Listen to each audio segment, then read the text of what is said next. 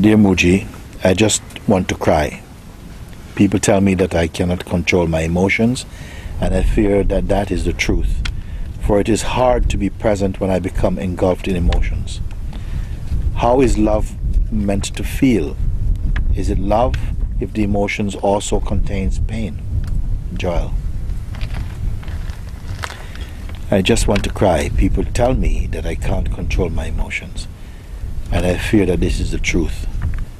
For it is hard to be present when I become engulfed in emotion.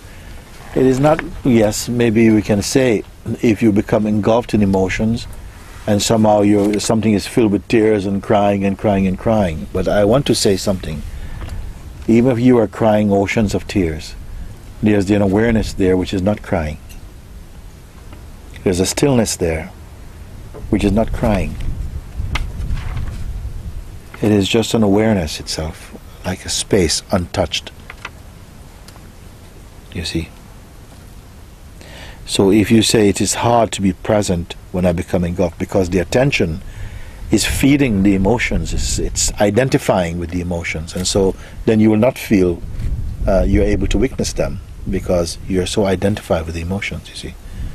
And maybe something enjoys, because also emotions are very often enjoyed, even sadness. I've been to a few places, or just in passing, and sometimes people get together to have a good cry. Broken-hearted people, and they get together and they have a good cry. They seem to really enjoy it. But it's a very sweaty place, and not some place. It's I don't know what to say about that. I just want to cry, she says. He says, or she. Just want to cry. People tell me that I can't control my emotion. Sometimes you cannot control anything at all. Just these things are happening. You find yourself crying, and you try to stop, and people tell you, oh, you can't control. Better you stay home then. Be out of company with people for a while. You may find that it's a wonderful opportunity to drop in more deeply inside your own self-discovery. Just to be by yourself. Why would you want to go out and cry with people? Unless you find yourself crying. Like we were in Ukraine, one man was telling me like this. I feel very emotional now, and I just want to cry. I said, why did you cry? He says, yeah, but I'm crying in the bakery. I go to the bakery to buy bread, I'm crying, And wet bread doesn't taste very nice. So, what to do? Sometimes it happens like this, but after a while, somehow you run out of tears and it's fine. It dries up. And there are times when tears can be very, very sweet as a way of just washing out something from inside, if it happens like that. But if it is a kind of a routine, emotional outbursts all the time, then you can inquire into this. Everything you can inquire into. You can watch, so I mean, like, okay, these tears are happening. Who really is crying? And really look. Don't think you know the answer. And don't use somebody else's answer, which you read from a book. You make it be your fresh inquiry. Who is actually crying and about what? First find that one out.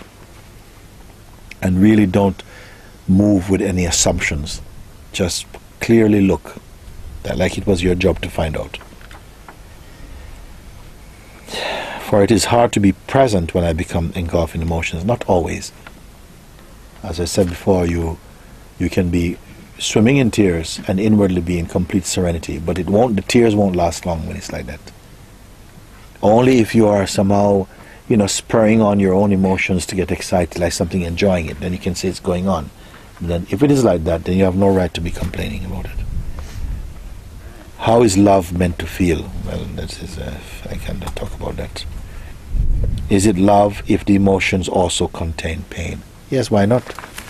Love doesn't have any kind of, condition like, okay, if you're crying, then that's not really love or whatever. The love and the space of being, they're the same. So in that love is not necessarily restricting that love to a love of dualistic expression. It can just be the love that is the self.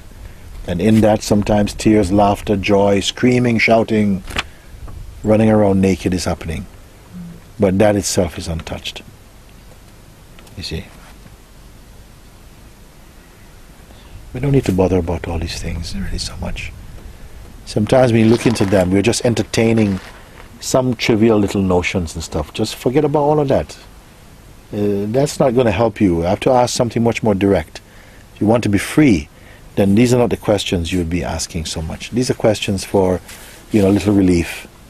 The sense of, I'm getting better, I'm becoming a better person. This kind of questions like that. But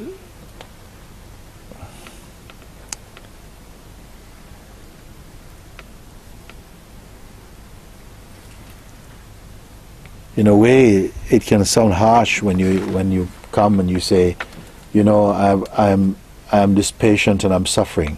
What can you do to help the suffering patient? I say, kill him. Don't be looking for cure, because this one is dead already, But we identify so much, oh my God, but at any cost, I must not do that. Suffer for the rest of my life, but don't kill the patient. Heal the patient. We don't have patience for the patients. This patient does not really need healing. It needs to be understood that doesn't really exist, that it's made up inside. It's not going to be an evangelical message, because most people are not prepared to hear that. They really believe so deeply in their sorrow and the stories and so on. I don't blame, but there's a deep loyalty to our delusions, and sometimes you don't want anybody to go too near. Perhaps we don't even want to get rid of the delusions, because if you do, there'll be nothing left to talk about. And we want to talk about something.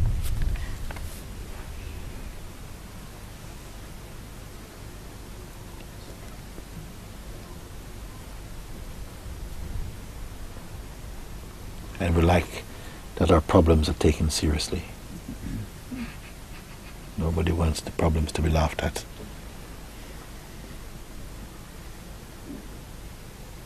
Or to be taken too lightly, when we have invested so much energy into believing the problem to be real. How dare you come and laugh at my problem or make light of it? What to do? If everybody goes around telling you, oh, poor dear, oh, bad luck, oh, God missed you out, didn't he? Never mind. Then are you helping anybody? Are we helping anyone to feel sick and more sick? And I'm so sorry for you because you're sick. This is not good, isn't it? But you said, well, why you? It's full of imagination, mostly. Can there be sickness? Yes, there is sickness. But sometimes our attitude is more sick than our bodies. We give too much attention to every little feeling, we write a postcard about it. One has to be strong in the truth. Strong. Powerful even. And a powerful person can feel deep pain, has the capacity to feel very deeply, but they don't wallow in it. They don't complain, they don't whinge, they don't send emails about pain. And, all these type of things. You have to shake off this smallness. Then inside a greater seeing will visit you. Otherwise, it's just unbearable. Sometimes it's more unbearable to listen to someone talking about their pain than to actually watch someone in pain, real pain. This is not...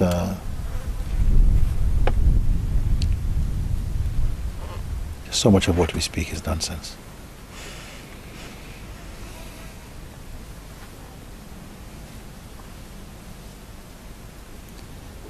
Now that's not any commentary upon the letter I've just read particularly, just it's coming up like that.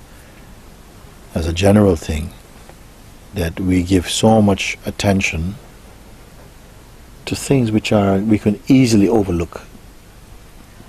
But if you collect a little,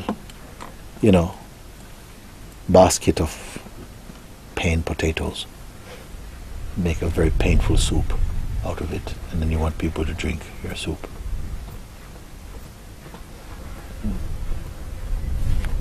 Terrible thing.